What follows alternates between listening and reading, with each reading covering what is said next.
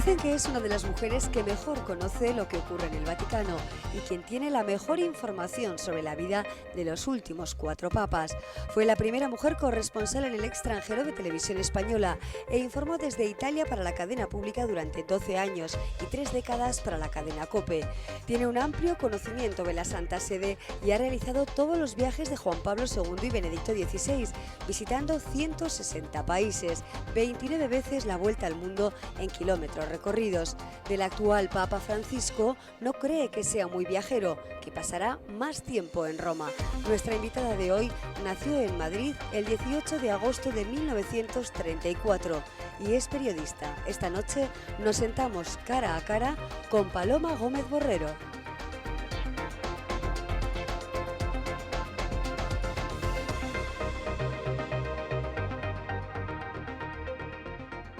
Paloma Gómez Borrero, muy buenas noches. Muy buenas noches, Roberto.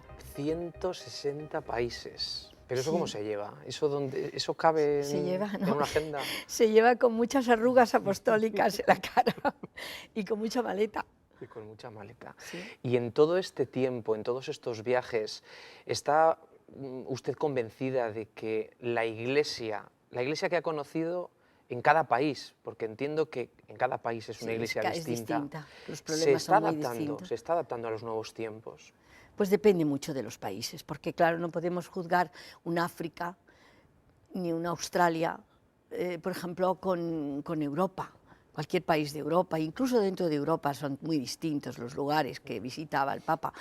A mí me han marcado muchísimos países, porque me han marcado sobre todo esos países del hambre, esos países como Calcuta, por ejemplo, la ciudad de Calcuta y Madre Teresa para mí son un antes y un después. Yo digo siempre, en casa no se tira nada después de haber estado en Calcuta, porque se ha visto tanta hambre. Y bueno, la verdad es que quizás por eso, cuando ha venido este Papa nuevo, yo decía, un Francisco de Asís del siglo XXI, un Papa que sepa lo que es la pobreza en el mundo.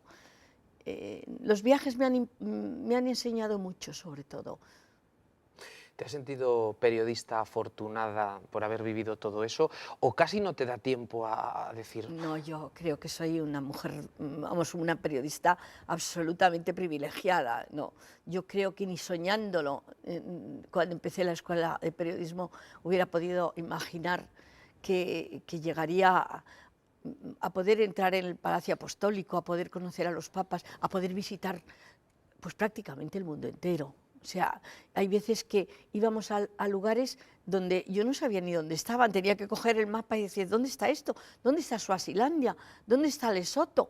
¿Qué pasa en Lesoto? Como podía imaginar que en el reino de los Ashanti, en Kumbasi, todavía cuando muera el rey, le corten las cabezas a los súbditos que ven por la selva, porque allí más que nada, bueno, más que la selva, por las calles, por lo que sea, y le cortan las cabezas para que el rey encuentre súbditos fieles en la otra vida. O sea, todavía ver, por ejemplo, en Papúa Nueva Guinea, que no sé, que es la civilización del cerdo. Al Papa le regalaron a Juan Pablo II en las misas un montón de cerdos porque es lo más querido, tanto que se preguntaba a los de Papúa, ¿qué es lo que más os gusta de vuestras mujeres? Que cuiden bien al cerdo, decían. O a la entrada del Parlamento, escrito, se prohíbe a los señores parlamentarios entrar con arco y flechas. O sea, yo he visto tantas cosas que no veo, vamos, como algo inimaginable. Me sale tratarte de tú. Bueno, es lógico, ¿no? No sé por qué, porque estás ya metida... Porque te he visto crecer.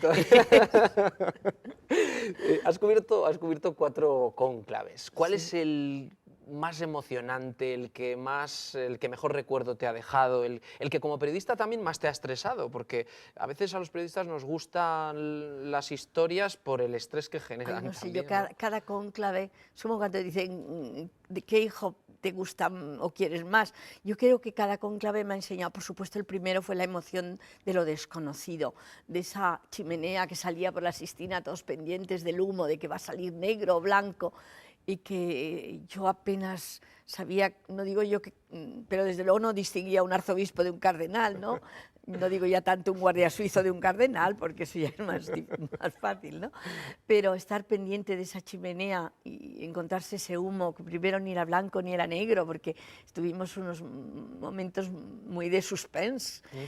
Encontrarme Juan Pablo I, poquísimo tiempo, segundo cónclave, un papa que rompe una tradición de siglos, que viene del este, que detrás del telón acero nos traen un papa, y luego muere después de 27 años y medio de seguirle, yo creo que día a día. Encontrar que no fue una sorpresa, porque para mí el único que podía seguir a Juan Pablo II era Joseph Ratzinger. Entonces cuando sale la fumata blanca, luego ya se abre la logia, el balcón, Joseph, y dije, Ratzinger. Y dije, Dios mío, si hay 4 que se llaman Joseph, podía haberme equivocado. Y no, para mí era ya Ratzinger. Y luego ver que renuncia, una renuncia que hay que remontarse al siglo XIII para tener otra. Pero lo de Ratzinger es curioso porque no se cumplió realmente, aunque dijiste inmediatamente el apellido, no se cumplió aquello de que quien entra sí, ahí sí papa que para mí, sale cardenal, ¿no? ahí de verdad, absolutamente fue seguro que era Ratzinger, pero para muchos también. Quizá porque era tan fácil pensar que podía ser el cardenal alemán el que le seguiría. Ahí sí que lo de cuando entra en papa, no sale cardenal, no falló porque casi todos pensábamos que era Joseph Ratzinger. Y ahora en cambio sí que ha sido una sorpresa, total. No tenía ni el Observatorio Romano entre los papábiles. Fue una sorpresa realmente. ¿Cambiará este papa la Iglesia tal y como la conocemos? Yo creo que sí, sobre todo va a aplicar un criterio de colegialidad. Es decir, yo soy el papa, sí, y yo soy el que decide y tiene la última palabra, pero voy a tener la ayuda en esa reforma necesaria, en esa ayuda para gobernar la Iglesia, de escuchar los problemas de los 5 continentes. Y entonces tendrá esos 8 sabios, esos 8 cardenales que ha nombrado, que no solamente le expondrán los problemas de sus continentes, sino que además le van a ayudar y le van a, digamos, y luego tiene detrás a Ratzinger. La prueba de ello es que esa encíclica que va a salir, la vamos a tener muy pronto, yo creo que antes de noviembre seguro, sobre la fe, era la que tenía escrita el Papa Benedicto XVI y que se la ha dejado a Papa Francisco para que hiciera con ella lo que creyera oportuno. Y el Papa ha dicho, será una encíclica a 4 manos. Es decir, yo creo que tendrá muchísimo de Benedicto XVI y algunas notas y algunos puntos de Papa Francisco. Se nos ha contado todo sobre el final de Benedicto XVI. No. ¿Sabemos realmente lo que ha pasado y por qué ha renunciado? No, no lo sabemos. Es difícil que lo sepamos. Lo sabe Papa Francisco, lo sabrán alguno más, así que se lo intuya.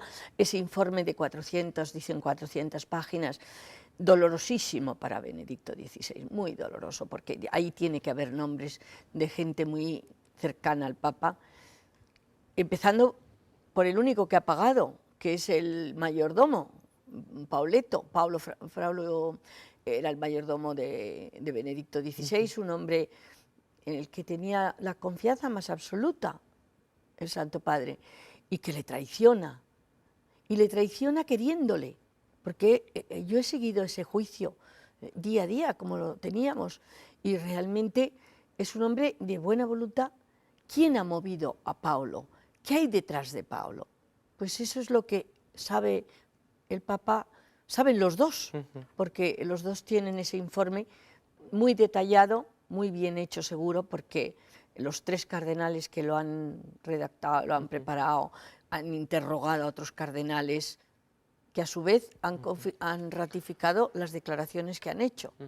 O sea... En este libro que tenemos aquí en la mesa, de Benedicto a Francisco, el cónclave del cambio, hablas precisamente de ello, ¿no? Nombras a Julián Herranz, que es uno de los que llamas de los 3 007 Yo les llamo 007, del Papa, sí. ¿no? Redactaron el informe sobre el estado de la curia, él es del Opus, sí. Y Cuentas en el libro que realmente ese informe es algo así como el catálogo de la cizaña que ha invadido el huerto de la Iglesia. Pues sí. Eso es durísimo. Es duro, pero es que es muy duro también lo que dice Benedicto Pero- XVI, cuando habla de la suciedad de la Iglesia, cuando habla de carrerismo, cuando habla de egoísmo, cuando habla de esas luchas de poder. El Papa Benedicto, cuando se marcha, lo denuncia. Tuvo que ser un cáliz muy amargo lo que ha vivido Benedicto XVI. Y ahora también lo ha ratificado el Papa Francisco el otro día, que nadie le ha desmentido, cuando habló de una lobby rosa, cuando ha hablado de esa ambición, cuando pide que los sacerdotes busquen solo el bien del pueblo, de la gente, que tienen que ser pastores, tan pastores de sus ovejas, que tienen que oler a ovejas, porque dice unas frases que son titulares. Lo que pasa es que yo creo que hasta este momento, no lo sabemos, yo no conozco toda la historia realmente de lo que se vive entre los pasillos del Vaticano, pero esto del Vatilix, ¿no? Sí. Como lo del Wikileaks, pero del Vaticano, se habla de una iglesia rota por facciones, se habla de escándalos de corrupción, se habla de sobornos, se habla hasta de un complot para asesinar al Papa. Yo a eso ya no llego.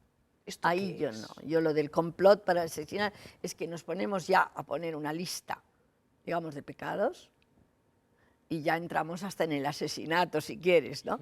Pero con los primeros bastaría para echarse a llorar, ¿eh? Para decir hay que hacer limpieza. Es el gobierno de la Iglesia, pero pongamos la oración por pasiva. Desgraciadamente son en los gobiernos de todo el mundo. Si el gobierno de la Iglesia hace limpieza, pide transparencia y que no haya tolerancia, sería también bueno seguirlo en todos los países, ¿eh? Claro, que nos llama la atención Nos porque llama la son atención curas. porque son curas. La pederastia la ha denunciado Benedicto XVI con una absoluta fuerza, tan fuerte, y la ha llamado crimen atroz. Indudablemente, esos sacerdotes que han cometido este pecado atroz, este crimen, son peor que uno que no lo es sacerdote y que comete el mismo crimen. Pero es duro, pero no son donde hay más, los hay en tantos lugares de la sociedad, en tantos sectores de la sociedad que no han tenido el valor que ha tenido la Iglesia de denunciar, de quitar obispos que estaban implicados. No que hayan cometido, simplemente implicados porque han tolerado. Pero, Paloma, ¿por qué en este libro, no sé si es también porque realmente la sociedad en esto hemos avanzado y ahora Sí. se denuncian las cosas sin tapujos, porque siempre has sido en tus crónicas muy correcta, siempre has estado en tu sitio, pero a mí me ha llamado la atención leer en el libro, te has atrevido a hablar de las prácticas sexuales en el Vaticano, ¿no? Y hay alguien que te contó, ya ves que en la curia hay 4.800 personas. Pues un monseñor fue el que me dijo, son 4.800 personas. No todas las 4.800 personas son un ejemplo. Entonces, de esos 4.800 personas, pues hay algunos que no son dignos de llamarse, simplemente estar al servicio de la Iglesia, estar al servicio del hombre. ¿Y el Papa Francisco se va a atrever a seguir a Benedicto XVI? Yo ¿Lo tienes claro? creo que sí, yo creo que va a poder, vamos, hasta dónde va a poder, eso yo no lo sé, pero que va a haber muchos cambios profundos y que la gente, yo creo que cuando ve que no, yo creo que hay gente estupenda y buenísima, que en el Vaticano lo que pasa es que si es un cesto con manzanas muy buenas y todas estupendas para comérselas, y tienes 2 o 3 podridas, y esas no tienes la fuerza de quitarlas y de sacarlas, tú terminas tirando todo el cesto. Y se ha llegado a tiempo, y estoy convencida, y estoy segura que también va a ser que van a quitarse esas 3, para que el cesto vuelva a estar lleno de manzanas riquísimas. Paloma, esto de que en Roma haya una preocupación por las escapadas, entre comillas, de Francisco, ¿es una pura anécdota o refleja muy bien Bueno, ¿Cómo viene el nuevo papa? escapada en el sentido de escaparse. Sí, de Como en la escaparse y de película, ir, no, como en la y película de ir a de... comprar a una No, pastelería. eso no creo que sea posible en absoluto. Entre otras cosas porque el Papa es consciente en qué situación pone a los que tiene cuidan de su seguridad. Ujú. O sea, sería un poco inconsciente de pensar, pueden tener un problema conmigo si yo no obedezco unas ciertas reglas. Lo que sí están es que se escapa en las audiencias, se baja del jeep, va aquí, va allá, sale de la Ciudad del Vaticano, porque la Ciudad del Vaticano termina en la Plaza de San Pedro Ujú. y se va a la Vía de la Conciliación y ya está en Italia. O sea Ujú. que, y sí, eso sí, y claro, hay gente muy loca. Ya. Entonces, la seguridad del Papa les tiene a todos a punto de infarto. Y esto de, es verdad de que él mismo va apagando las luces Sí, eso lo del hizo al principio. Vaticano. Sí, yo creo que ya las apagan nosotros. Pero sí, al principio, una de las veces que tenía que salir de Santa Marta, que es donde reside, y va a montarse en el coche porque va a la Plaza de San Pedro, de repente dice, esperen, esperen, que me he dejado las luces encendidas y entro otra vez y apagarlas, ¿no? Y que también en la Secretaría de Estado dijo, pero cuánta luz encendida cuando hay sitios donde no hay nadie y qué derroche con lo que se ahorraría uno, daríamos de comer a un párroco.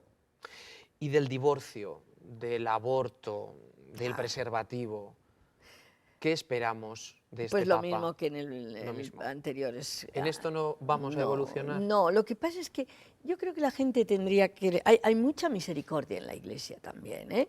O sea, por supuesto, siempre será un sí a la vida, con lo cual siempre será un no al aborto, un no a la eutanasia. Eso, vamos, ni este papa, llamemos progresista, ni progresista en ese sentido, no habrá ningún papa, porque se sigue una doctrina, no matarás, que nos lo dijo bien claro el mandamiento, ¿no? Y eso no. Ahora, por ejemplo, la misericordia, la ayuda, la caridad, la acogida, por Ujú. ejemplo, a divorciados, es enorme. Las iglesias están abiertas para los divorciados y además toman y pueden tomar y participar en la vida de la iglesia con el mismo cariño, son acogidos que cualquier otro hoy. O sea, y cuando dice el Papa el otro día, ese sacerdote que se niega a bautizar al niño hijo de divorciados, es un fariseo contemporáneo. O sea, eso está ahí, lo ha dicho. O sea que esos guiños también son los que de Son alguna muy forma importantes. necesita la Iglesia para seguir llenando las iglesias, porque una de las quejas de la actual Iglesia es que las iglesias, las parroquias, cada vez están más vacías. Sí, pero también tenemos una JMJ que se vuelca, la juventud, que tú piensas que va a llenar solo los estadios de la música rock, y llenaron Madrid. Llenaron Madrid y nos dieron una lección al mundo entero, estos jóvenes. Y estos jóvenes eran muchísimos, miles, eran 2 millones de jóvenes. Ahora vamos a ver en Brasil también los que hay. Esos jóvenes son el futuro de la Iglesia, un futuro con un papa que a pesar de sus 77 años está con ellos diciendo, adelante vamos todos los jóvenes, porque también lo dijo Juan Pablo II, se puede ser joven y seguir a Cristo, pero soy un joven de 84 años, dijo. Paloma, para informar bien desde el Vaticano hay que creer, hay que ser católico, hay que No, ser cristiano, ¿o no? hay que ser honesto con la información, pero en el Vaticano y en cualquier lugar que te toque informar, de moda a política, o sea, no inventar, contar, no prejuzgar con tus ideas y con tus principios, sino simplemente contar la evidencia. Decía Juan Pablo I que si hoy viviera San Pablo sería periodista y le encantaría y buscaría desesperadamente entrar en un informativo. Vamos a ver unas imágenes. Me gustaría recordar contigo estas imágenes y que me cuentes, que nos digas lo primero que te venga Vamos a ver. a la boca. El cardenal Rouco. No. Es que... Las estamos viendo. Perdona. Juan Pablo II, un día tremendo, terrible, dolorosísimo. no pudo hablar, no pudo bendecir, no pudo decir gracias ni despedirse y no le volvimos a ver. Es la última imagen que tenemos de él. Sí. ¿Qué ha sido para ti, Juan Pablo II? Porque sé que llegasteis, si no a tener una amistad, sí que tener una relación muy estrecha y en el que él te hizo sentir ese cariño, ¿no? Creo que no lo podré olvidar nunca. Creo que ha sido una persona a la que quien le ha conocido tiene solo que admirarle. Admirarle en su juventud, cuando tenía esa fuerza que era el huracán Boitigua, y en su enfermedad terrible, en la que veías que no podía hablar, que podía haberse escondido y no haber visto, para que la gente no viera tampoco lo que es también, pues no poder hablar, caérsele la saliva, no poder mover un lado de la cara y sin embargo seguir adelante, porque la enfermedad y la vejez, dijo, no son una humillación. Y a mucha gente le dio ánimos. Yo cuando me despedí de él, porque tuve el privilegio de poder estar muy cerquita de él, muerto ya en la Sala Clementina, me despedí de él, me acuerdo siempre, con unas palabras que me había dicho cuando empezó el pontificado. Dijo, cuando empezó, quiero ser el barrendero del mundo para limpiar los caminos y que pase el amor y la paz. Y cuando me despedí de él, ya sabiendo que no le volveríamos a ver, le dije, bueno, ahora barres el cielo. Y aún así tuviste la oportunidad de despedirte y volver a estar con el féretro delante, ¿no? Sí, una de las allí, pocas afortunadas. Sí, estuve en la Sala Clementina a pocos pasos y además junto a don Estanislao y la familia del Papa, que eran las religiosas que le cuidaban, el médico, el mayordomo, Angelo Gugel, y entonces don Estanislao me dejó estar con él. Y me acuerdo que me decía, ¿le ves sereno? Paloma, ¿le ves sereno? Y yo decía, sí, pero no me explico cómo, don Estanislao, usted no puede hablar, y no sé, yo trataba de que no se me rompiera la voz, que no llorar, ¿no? porque le veías tan delgado como se había quedado, aquellas manos de montañero polaco se habían quedado afilados, había sufrido tanto, y verle allí tan cerca y haberle visto como aquel vikingo de Dios, pues sí, fue impresión, para mí me impresionó mucho, lo agradecí también mucho. ¿Es verdad que se está preparando o hay algo relacionado con algún musical y el Papa? Bueno, sí, ahí estoy yo metida también, ¿no? ¿Cómo lo has sabido? Ah, bueno, no sé. Qué bárbara. Pues sí, la verdad es que está preparándose un musical que se va a estrenar muy pronto y que ya la música la ha compuesto Noa. Bueno, son unas canciones preciosas y me pidieron que asesorara. Ahora vamos a hacer el casting a primeros de julio, precisamente para la parte de lengua española, o sea, toda la parte que va a haber también en América Latina. Y te puedo dar la primicia, empieza un niño que está en una plaza y que oye a su madre que le llama, Lolek, ven a casa. Y en ese momento también viene a saber que su madre se ha muerto. Y cambia esa madre que ha tenido, porque la reemplaza con Nuestra Señora de Czestochowa, con la Virgen. Entonces un papá mariano que juega al fútbol de niño, en fin. Vamos a hacer espero que quede bonito, yo no soy más que una pícola asesora. Hay otra anécdota relacionada con Navarra, con Villava, con Miguel Indurain y el Papa, Sí. que yo la desconocía, me la has contado en Sí, maquillaje sí. y he dicho, esto quiero que lo cuente, quiero que nos lo cuente. Yo he admirado toda la vida a Miguel Indurain. Además me sentía tan orgullosa de él, porque es que los italianos le querían como algo suyo. Pensar que a un español le querían, y ellos que tienen tan buenos ciclistas, ¿no? Y pensar que para ellos era Miguelón. Y sobre todo el divino Indurain, como le llamaban. Y bueno, cuando le regaló una bicicleta al Santo Padre y uno de los mayores, no sé si el rosa o el amarillo, bueno, uno de las camisetas de las muchas que ha ganado, ¿no? Y entonces yo un día dije, ¿pero dónde habrá ido la bicicleta de Indurain? Y hay un lugar que se llama la Floristería Vaticana, que es donde se archivan todos los regalos que ha recibido el Papa. Desde el pañito de la monja que le hace a ganchillo a la bicicleta de Indurain. Y bueno, yo pregunté, ¿qué ha pasado con esa bicicleta?